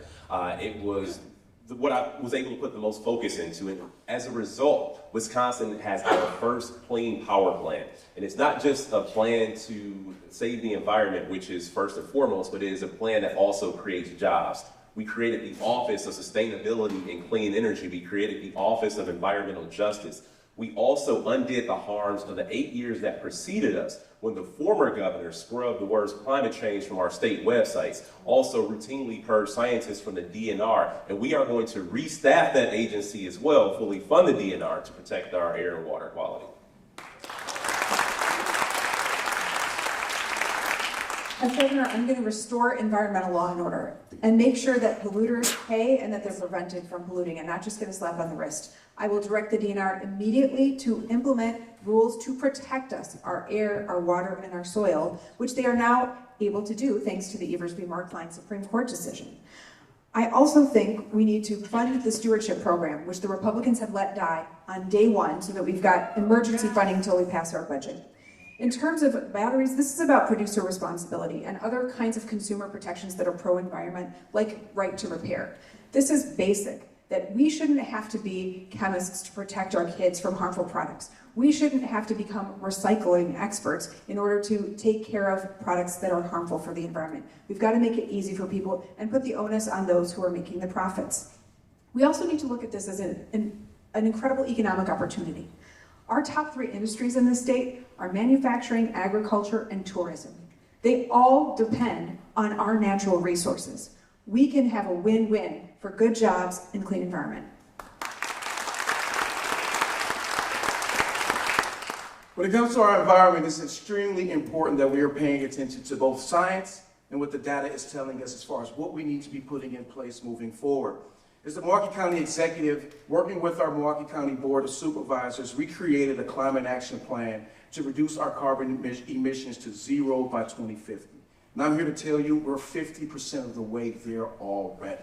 And that's because we're being intentional. Even when we're focusing on redeveloping or building new infrastructure, we're making sure to put solar panels and things of that nature, working with our community to help be the leaders in this space. And when it comes down to battery disposals, I agree with basically my counterparts. We have to make sure that we're holding folks accountable, but let's also face it, the direction that our country is going when it comes down to the environment is not the place that we should be going as local units of government.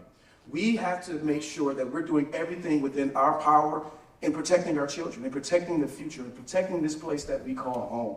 And so it is important for us not only to make sure that we're giving DNR of the necessary tools needed to hold people accountable, but they need more teeth when it comes down to accountability as well.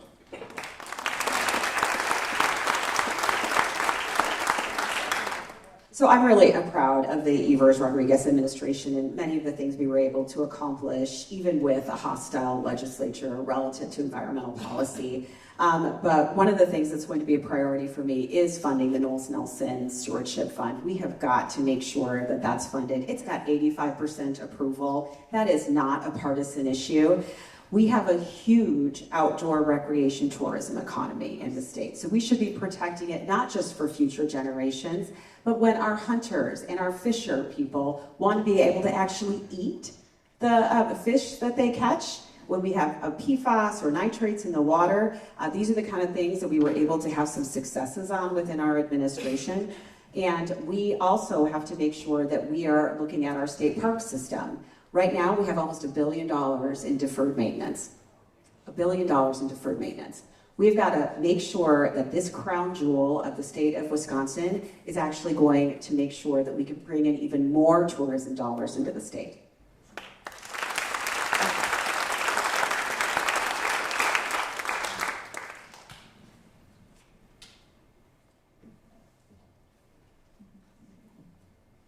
We recently passed historic PFAS mitigation legislation, but it barely scratched the surface. And when I talk to communities in Marinette County, I know Wausau had to do this as well. They needed these funds to be able to implement and help clean those waters. But one most important thing that we did, one of the things that we didn't do with that legislation is set state standards.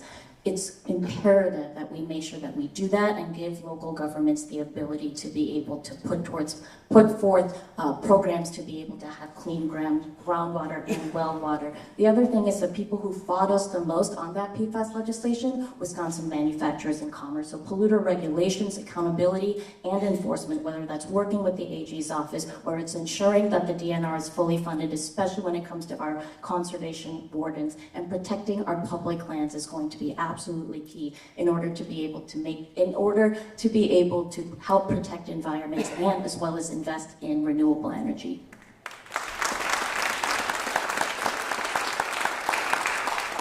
All right, and we'll go to the data center questions. Initially, I put that in with environmental, but we kept getting questions, so I made a separate category. So, do we need a moratorium on AI data centers? What would you do to support artificial intelligence regulation? How do you assure data privacy? So it's sort of in the data information category. I've created a new one. And then with respect to the vetoes of Assembly Bill 105 and Senate Bill 130, the age verification bills, and considering the proliferation of flock cameras, how do you respect the first, fourth, fifth amendments? What steps will you take to ensure that we keep big tech and government out of our lives and cities? So, 1 minute, guys. Let's see what we check.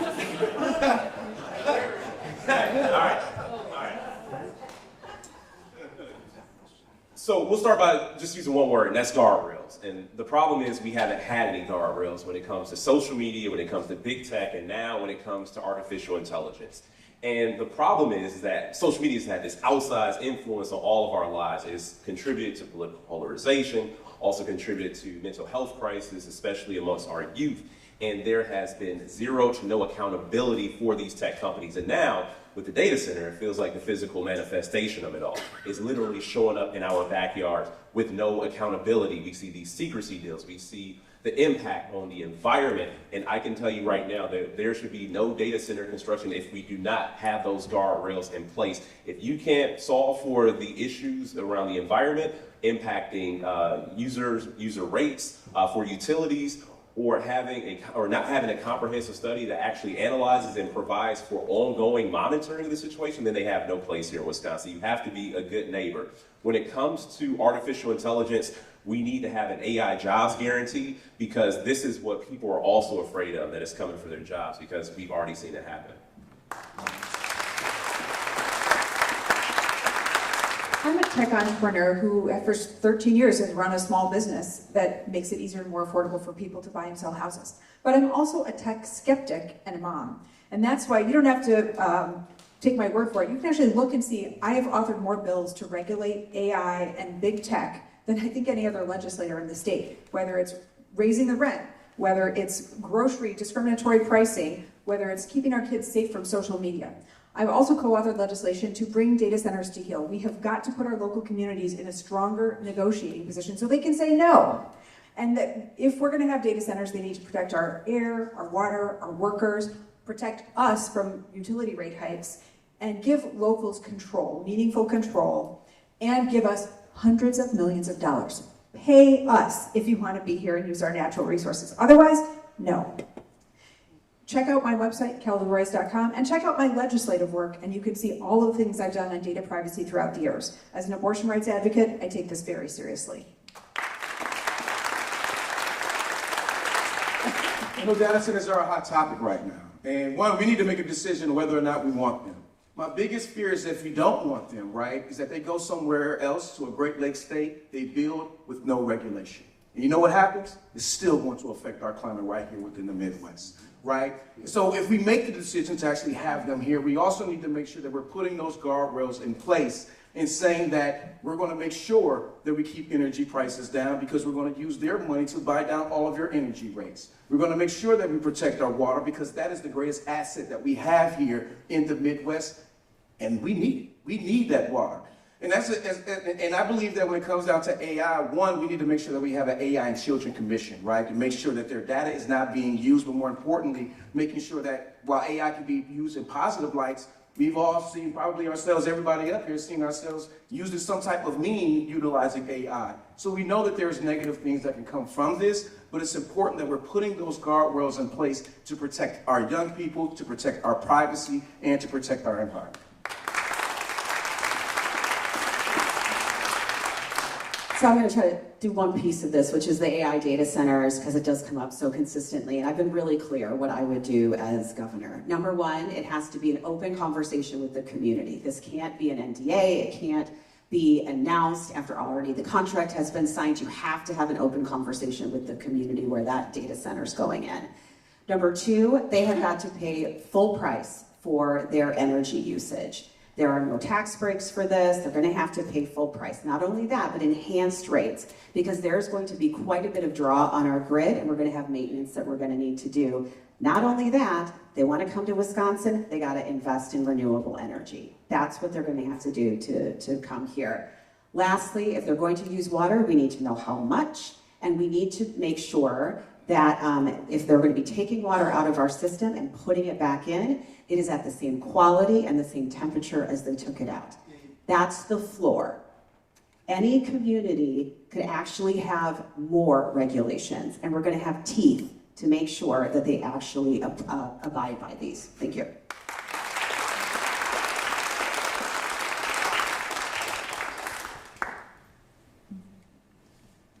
I introduced legislation to put a moratorium on the construction of new AI data centers. I think this is critical because if we do not pause the building of new AI data centers, we are not going to be able to implement no NDAs. We will not be able to implement regulations and making sure that these mega corporations and big tech are actually paying their fair share, and that communities have local control as to what they want to happen in their communities. We have a policy, Control Alt Delete, so it's controlling our renewable energy and deleting corporate subsidies. When it comes to flock cameras and age verification, we have surveillance concerns and deed privacy concerns. It is critical that we have legislation that prevents flock cameras from being on any government-owned properties, and that local communities have the resources they need to ensure that their police departments or other entities aren't putting these flock cameras up without community say. And when it comes to data privacy, there is legislation we can absolutely push forth for that.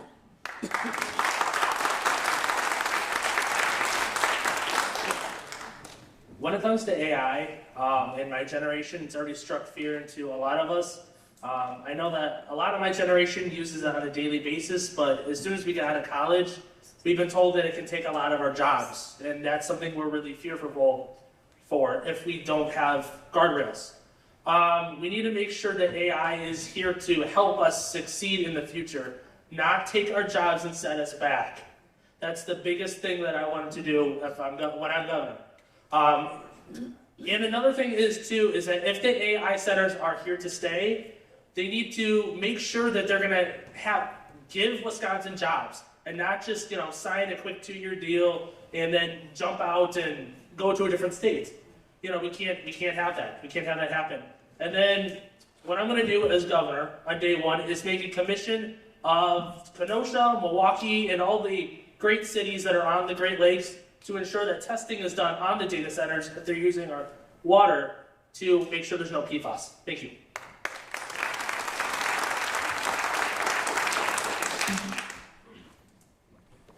So I know you all have another place to go after this. We're right at noon, a couple minutes till. Do you want more questions? Do you want to do one wrap-up kind of thing? And I can throw out all of the questions as a big bulk question. You tell me how you want to do this, because I know you're under time constraints. Yeah. We're all getting in a van together to drive up to York County to do this again. So, some of us have a high-speed train. Yeah. Wouldn't that be great? So we're going to give you 1 minute to just do a quick recap, talk about anything that you wanted to talk about that we might have missed. Thank you. Thank you so much, the CoCo Dems. It's really special for me to be here because Columbia County is a really important place for my family. My incredible stepdad, who's an environmental lawyer, he was here earlier, but he helped name the Knowles Nelson Stewardship Program and helped establish it. So I grew up really enjoying all of the beautiful places in and around Columbia County. And it is wonderful to think about what Wisconsin could be. We could be a place where every single person, no matter who you are or where you're from, has a meaningful opportunity to thrive. But we're not going to get a do-over on this.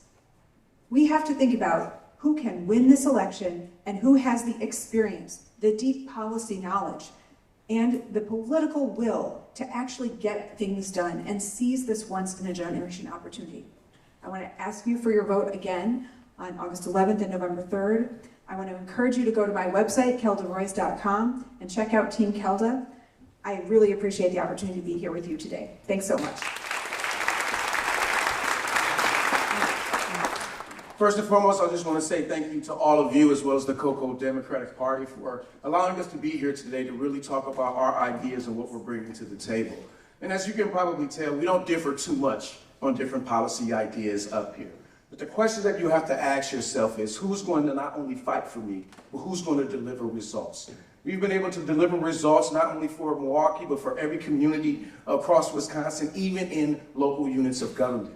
But I want you to know, one of my favorite quotes is by Yoda. Do or do not. There is no try. Right? And that's important for us here as Democrats, because right now, I know a lot of us, we may be afraid to fail, right? But we don't have the opportunity to think about the ifs. This is our opportunity to continue to organize, focus on bringing more people to the table and bringing more voices to make sure that we're building the big tent needed to win in November, excuse me. But I just want to say thank you for this opportunity. Look forward to connecting with you all in the next couple of months as we begin to make our case on why we should be the next governor of Wisconsin. Thank you.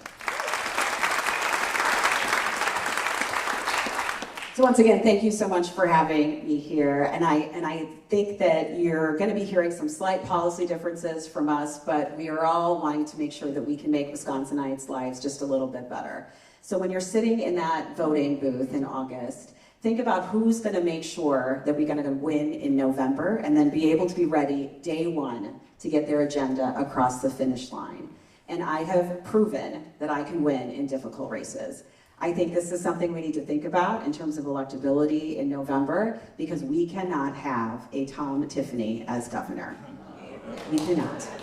And having that trifecta is going to be something that is a lifetime opportunity for us to be able to make that demonstrable difference in people's lives.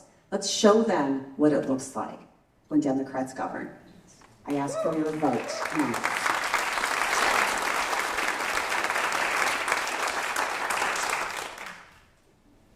For folks who didn't get their questions answered today, feel free to email us at fran@francescahong.com. You can also find our full policy platform there, sign up to volunteer. And because I'm a community organizer, I want to make sure that I leave you with an action item. Invest in mutual aid in your community. If you're able, try making this friendship bracelet. 800-427-0213. That is the phone number for the ICE hotline. If you see or hear of any potential ICE activity, make sure you're spreading information and not panic. We are building that coalition right now. We have independent voters coming out to support us, socialist voters. I had a voter that I met who is a Obama, Trump, Biden, Trump voter who said he was looking forward to supporting me. Working class people have been left behind by Democrats and Republicans. Folks are ready for transformational change. They are fighting to come together right now. When you have a government that is hell-bent on division, distraction, and destruction, we have to build the people power to fight back. That is exactly what this campaign is doing right now.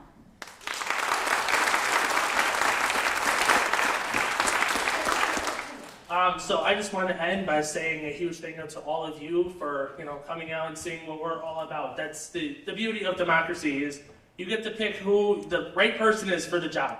So I just want to say thank you again for coming out. Thank you, CoCo Dems, for having us here. For any of my platform views or anything like that, head to www.roperforwi.com, where you can reach me on Facebook, Instagram, TikTok, any of those weird sites that you guys might want to join after this, who knows.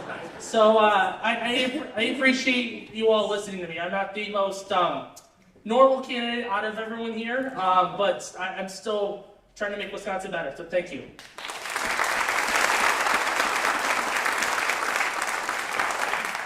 Well, I also want to thank everybody for coming out today. I want to thank the organizers, because this is important. This is crucial. And I can say that November is not hypothetical for me. I know my starting point. I know where we need to show up to win, having been on both sides. I think about that feeling we had in 2018, and I know that we can feel even greater. And that's why January 2027 is also not hypothetical to me. I'm the only person who's been a part of writing an executive budget at the state level, and also seeing it through, traveling from community to community to community, talking about our priorities. And we know that this November won't just be about how bad Tom Tiffany is. It has to be about our values and our vision, our plan to improve quality of life for every single person across the state of Wisconsin, regardless of their zip code. And so we're going to show up, we're going to continue to build that coalition. We're going to continue to show up and talk to the people who might not even agree with us, because chances are they actually do. They've just been lied to. And we have to prove that Democrats can actually get the job done, so we can rebuild this brand and govern for the future. Thank you all so much.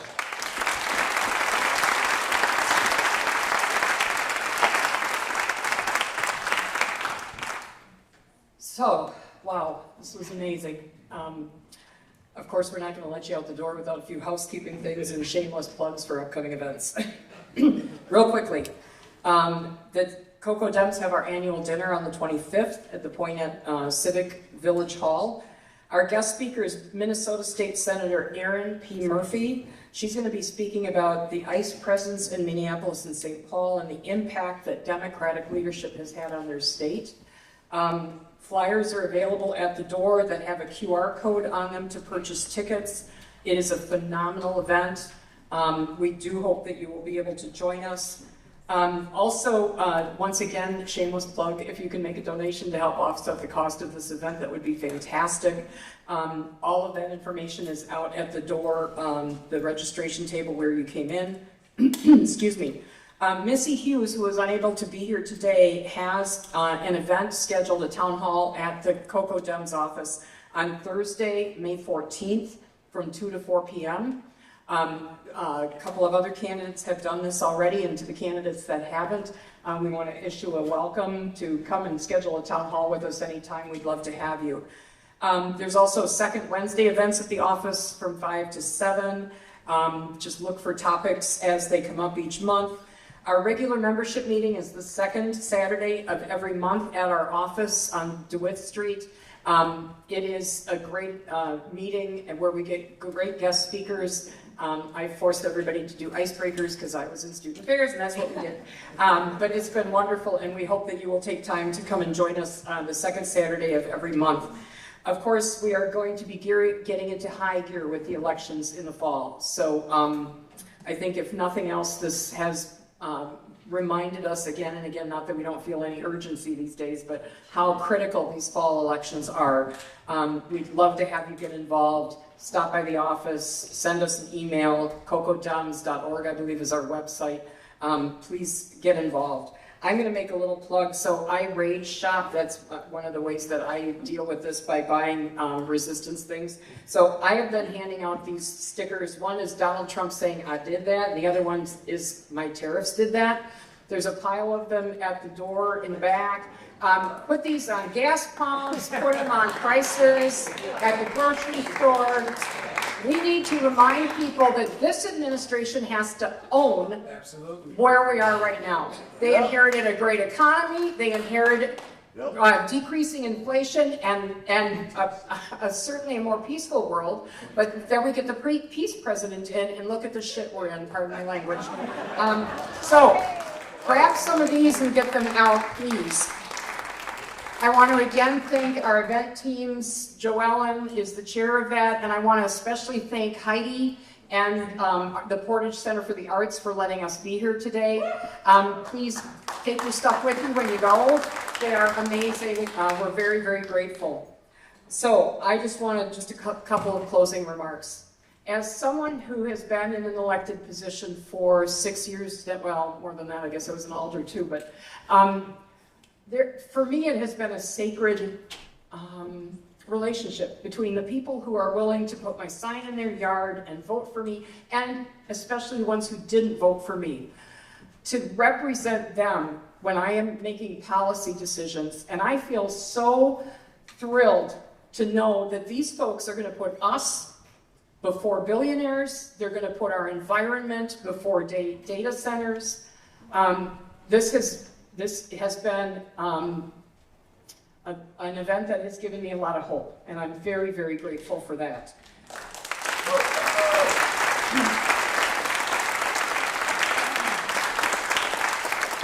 With a failing federal government, a decaying democracy, our flipping the Assembly and Senate in November and getting one of these fine folks or the other Dems running into the governor's office and into the executive branch is more critical than ever.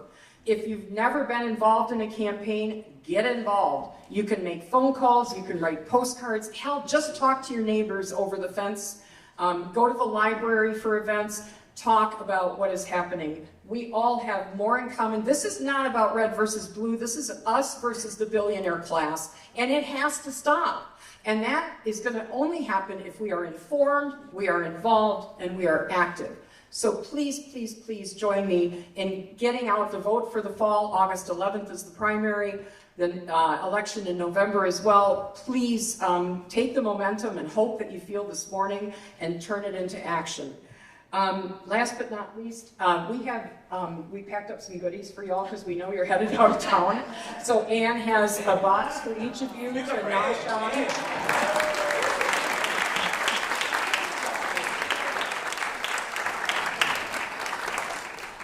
Hopefully you will leave us with sweet memories as well as the memories of a good time. So thank you all for being here. Thank you to our candidates. Let's go!